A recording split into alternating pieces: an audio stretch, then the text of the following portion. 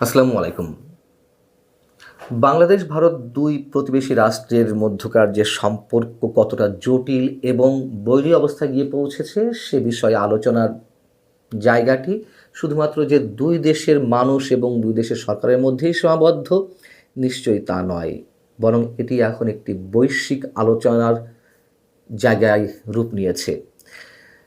বিভিন্ন রাষ্ট্র এবং বিভিন্ন আন্তর্জাতিক সংগঠন তারা তাদের উদ্বেগ প্রকাশ করছে।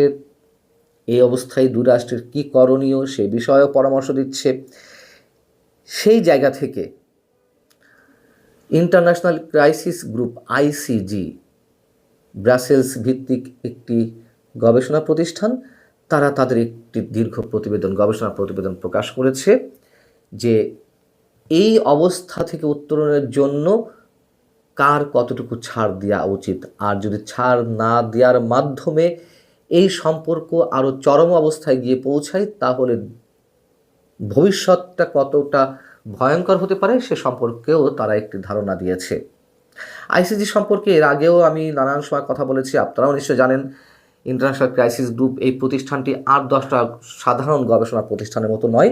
বিশ্বের বিভিন্ন দেশের সাবেক সরকার প্রধান কিংবা রাষ্ট্রপ্রধান অথবা বিভিন্ন নামি দামি বিশ্ববিদ্যালয়ের অধ্যাপকেরা, গবেষকেরা এই প্রতিষ্ঠানটির সঙ্গে জড়িত এবং খুবই স্বচ্ছতার সঙ্গে তারা তাদের মূল্যায়ন প্রতিবেদনগুলো বা গবেষণা প্রতিবেদনগুলো প্রকাশ করে। আইসিজির যে কোনো প্রতিবেদনকে ইউরোপের যে কোনো রাষ্ট্র খুবই গুরুত্বের সঙ্গে নেয়, আর আমি আমার ক্ষুদ্র জায়গা থেকে আইসিজির যে কোনো প্রতিবেদনকে খুবই মনোযোগ সহকারে দেখার চেষ্টা করি।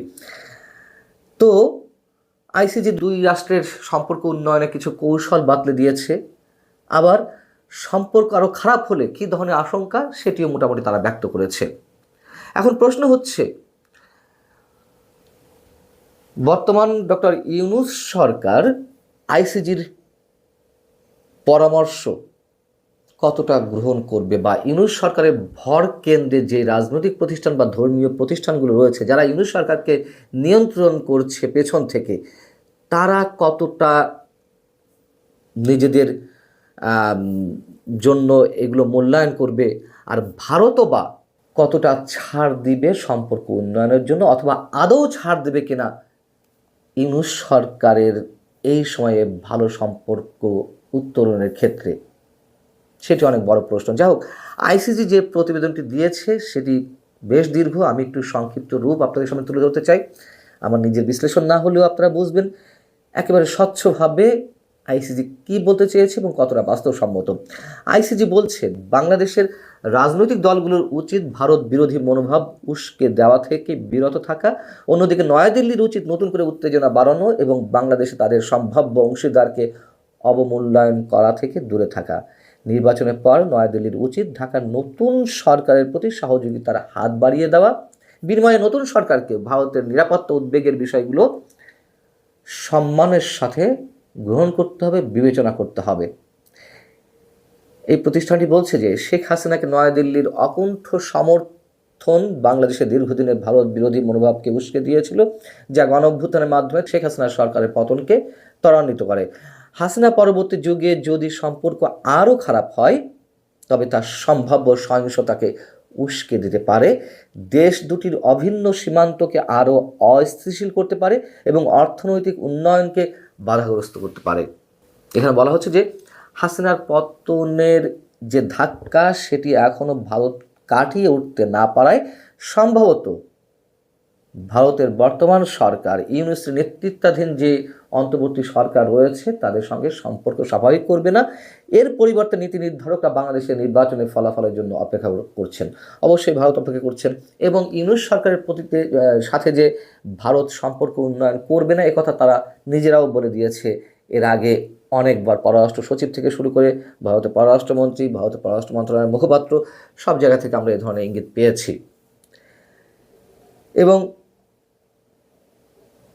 আওয়ামী লীগ এই নির্বাচনে অংশগ্রহণ করতে পারবে কিনা এটি এখনও পর্যন্ত সবার কাছে অনিশ্চিত, বরঞ্চ সরকারের কর্মকাণ্ড মনে হচ্ছে যে আওয়ামী লীগকে বাদ দিয়েই নির্বাচনের পথে এগোচ্ছে অন্য আর সবাইকে নিয়ে।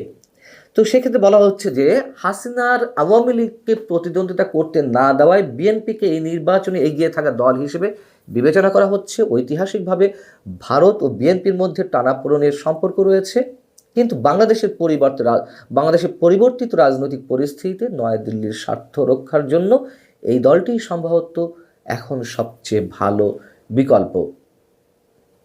আর বাংলাদেশের ভারত বিরোধী মনোভাব উস্কে দেওয়া রাজনৈতিক দলগুলোর যে একটি সাধারণ কৌশল, সেটিও খুব স্পষ্টভাবে এখানে তুলে আনা হয়েছে। অন্যদিকে ভারতের ভিতরে ক্ষমতাসীন ভারতীয় জনতা পার্টি বা বিজেপির হিন্দুত্ব জাতীয়তাবাদ, যার মধ্যে রয়েছে তাদের আগ্রাসী পররাষ্ট্রনীতি এবং অবৈধ অভিবাসনের বিষয়ে অতিমাত্রায় সতর্কতা, যা নয়াদিল্লির প্রতি বাংলাদেশের অসন্তোষকে আরও বাড়িয়ে তুলতে পারে। আমরা জানি ভারতের মধ্যে যেসব বাঙালি রয়েছে তাদের অধিকাংশ ক্ষেত্রে বাংলাদেশি হিসেবে ট্রিট করে পুশব্যাক করার চেষ্টা করছে। পুশব্যাক তো অন্য জিনিস, যে পুশিন হলে না পুশব্যাক ঘটবে, কিন্তু তারা অনেক ক্ষেত্রেই জোর করে সেখানকার নাগরিকদেরও বাংলাদেশি হিসেবে চিহ্নিত করে বাংলাদেশে ফেরত পাঠাচ্ছে, এরকম অভিযোগ রয়েছে, সেইটি এখানে তুলে আনা হয়েছে।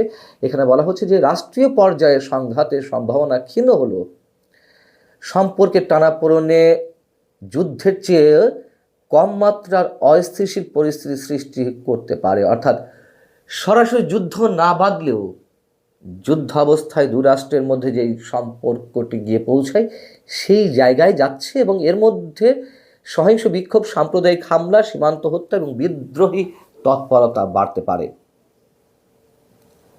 শেষ দিকে এসে ব্রাসেলস ভিত্তিক এই গবেষণা প্রতিষ্ঠানটি বলছে, দীর্ঘ বছর ধরে ভারত মনে করে আসছে যে বাংলাদেশের সঙ্গে গঠনমূলক সম্পর্ক বজায় রাখা নির্ভর করে আওয়ামী লীগ ক্ষমতায় থাকার উপরে, যা বাংলাদেশের রাজনীতি এবং দীর্ঘমেয়াদী দ্বিপক্ষীয় সম্পর্ক উভয় ক্ষেত্রেই নেতিবাচক প্রভাব ফেলছে। এই যে ভারতের যে একচোখা নীতি, যেটি সবসময় বিভিন্ন জায়গা থেকে অভিযোগ করে আসছে, সেটি তারা বলছে। এবং যদি পরবর্তী সরকার বিএনপি গঠন করে, তবে উভয় পক্ষের উচিত এই সুযোগকে কাজে লাগিয়ে সম্পর্ককে একটি স্থিতিশীল অবস্থায় নিয়ে আসা।